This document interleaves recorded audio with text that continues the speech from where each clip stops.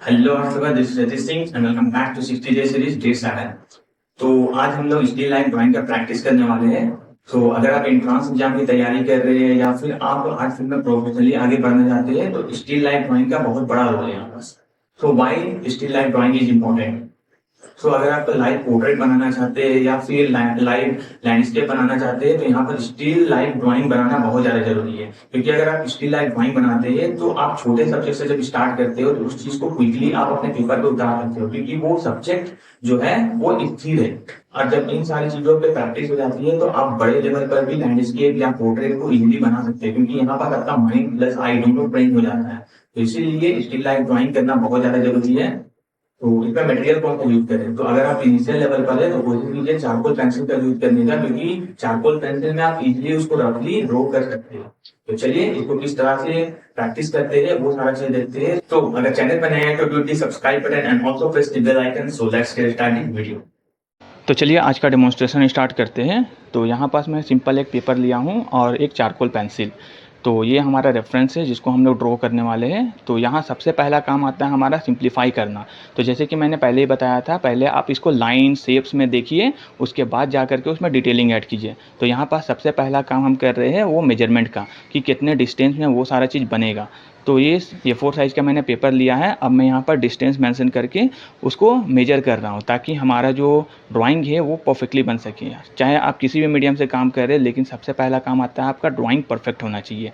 जब आपका drawing perfect हो जाता है तो आप किसी भी तरह के जो ऑब्जेक्ट है या किसी भी तरह के रेफरेंस है उसको ईजिली बना पाएंगे। तो यहाँ वो सारा चीज़ मेजर करके वो सारा चीज़ मैं मेंशन कर रहा हूँ।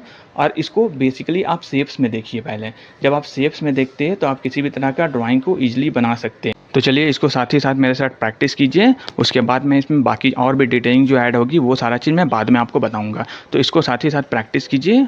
और टेलीग्राम पे अगर फॉलो नहीं किए हैं तो टेलीग्राम पे फॉलो ज़रूर कीजिएगा, क्योंकि लेटेस्ट जो अपडेट है, डेली बेसिस पे जो अपडेट है आपको वो मिलता रहेगा। और आप भी इस तरह के प्रैक्टिस करें और आपको देखते हुए बहुत सारे जो एस्पायरिंग आर्टिस्ट है वो भी इंस्पायर हो और वो भी इस तरह के कुछ प्रैक्टिस कर सके।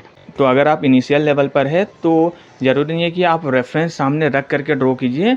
आप पहले बेसिकली जो आपके पास रेफरेंस है, लेकिन फ़ोन से कभी मत बनाइएगा, इसमें एक प्रिंट आउट करा लीजिए, प्रिंट आउट को सामने रखिए और उससे ड्रॉ करने की कोशिश कीजिए। क्योंकि फ़ोन में आप क्या कीजिएगा, जूम इन जूम आउट के थ्रू करेंगे तो आपका जो प्रोपोर्शन है वो परफेक्टली नहीं बन सकता है। तो इसीलिए आप कोशिश कीजिए इसका प्रिंट आउट निकाल लीजिए और उससे ड्रॉ कीजिए। अगर इस चीज़ में आप मास्टर हो जाते हैं फिर जा करके आप स्टिल लाइफ ड्राइंग कीजिए, सामने ऑब्जेक्ट को रखिए और उसको ड्रॉ करने की कोशिश कीजिए।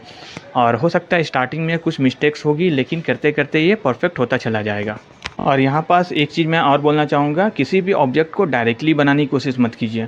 पहले उसको एक रफली ड्रॉ कीजिए, उसके बाद जा करके उसमें डार्क शेड या जो भी आपका डिटेलिंग वगैरह है वो सारा चीज़ ऐड कीजिए। जैसे कि मैं इस रेफरेंस को ड्रॉ किया, तो अगर मैं डायरेक्टली इसको बनाता तो हो सकता था कि वो परफेक्टली जो प्रोपोर्शन जजमेंट था वो परफेक्टली नहीं होता और ये परफेक्ट नहीं बनता। तो इसलिए मैं यहाँ पास स्टेप बाय स्टेप गया। तो आपको भी इसी तरह से स्टेप बाय स्टेप इन सारी चीज़ों को प्रैक्टिस करना चाहिए। अगर आप अभी स्टार्टिंग कर रहे हैं, इन सारी चीज़ों को समझ रहे हैं, तो शेडिंग पे मत जाइए, सीधा आप डायरेक्टली ड्रॉ करने की कोशिश कीजिए। उसके बाद आप शेडिंग का प्रैक्टिस कर सकते हैं।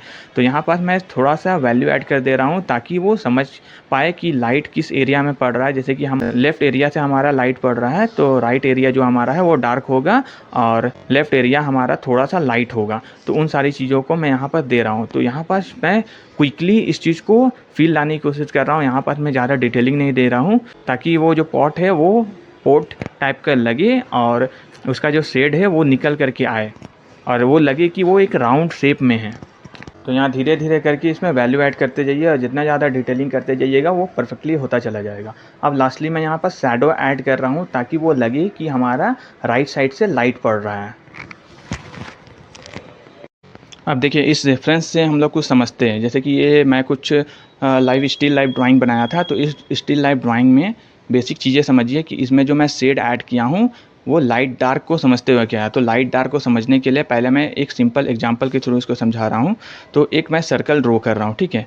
तो लाइट हमारा किस एरिया से पड़ रहा है, लेफ़्ट एरिया से पड़ रहा है, राइट एरिया से पड़ रहा है या सेंटर से पड़ रहा है, वो आप डिसाइड कीजिएगा लाइट के थ्रू।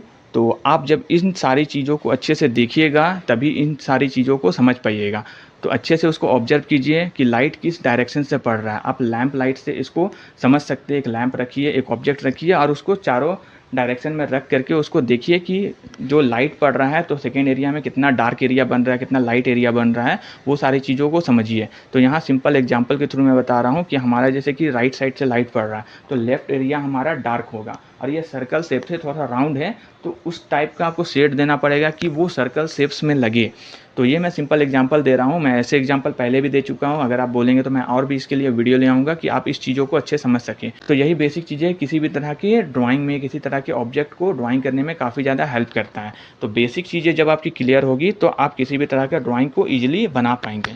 तो यही सब रूल रेगुलेशन इस स्टिल लाइफ में यूज किया गया है कि light area, dark area, shadow, highlight, वो सारा चीज़ इसमें मेंशन है। तो इन सारी चीज़ों को समझने के लिए ग्रे स्केल को पहले आपको समझना पड़ेगा, तब जा कर के आप इस तरह के कुछ शेड कर पाएंगे।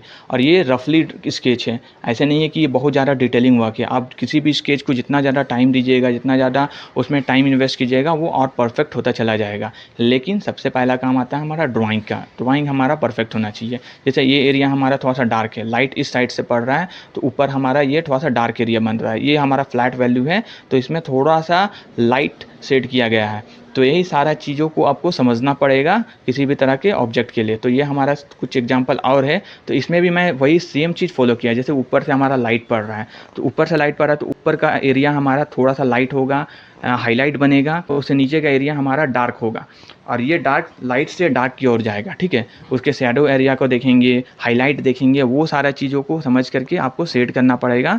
तब जा करके आप किसी भी तरह के ऑब्जेक्ट को परफेक्टली एक्यूरेटली बना पाएंगे। तो ऐसे बहुत सारे एग्जाम्पल हैं जो मैं आपको आगे आने वाले लेसन में बताऊंगा। तो आप इस चीज़ों को कमेंट करके बताइएगा, तभी मैं इन सारे टॉपिक को मैं आगे लेके आ सकता हूँ और आप इन चीज़ों को सीख सकते हैं। तो इसके बाद और भी कुछ एग्जाम्पल है, जैसे कि मैं कुछ शूज़ का ड्राइंग बनाऊंगा। ये सबसे डिफ़िकल्ट सब्जेक्ट है। तो अगर इसको बना लेते हैं तो आप किसी भी तरह के ऑब्जेक्ट को बना पाएंगे, क्योंकि इसमें बहुत सारे शेड है, टेक्निक है जो यूज करना चाहिए। ये मैं कुछ स्टिल लाइफ बना रहा था, इसको मैं शेड नहीं किया हूँ। अगर आप बोलेंगे तो मैं शेडिंग भी ले आऊँगा और शेडिंग किस तरह से करते हैं इसको मैं डिटेल में बताऊंगा। तो आप कमेंट करके ज़रूर बताइएगा कि आपको इसका शेडिंग वीडियो चाहिए या नहीं चाहिए। तो चलिए वीडियो को अभी क्लोज करते हैं और मिलते हैं नेक्स्ट वीडियो पे।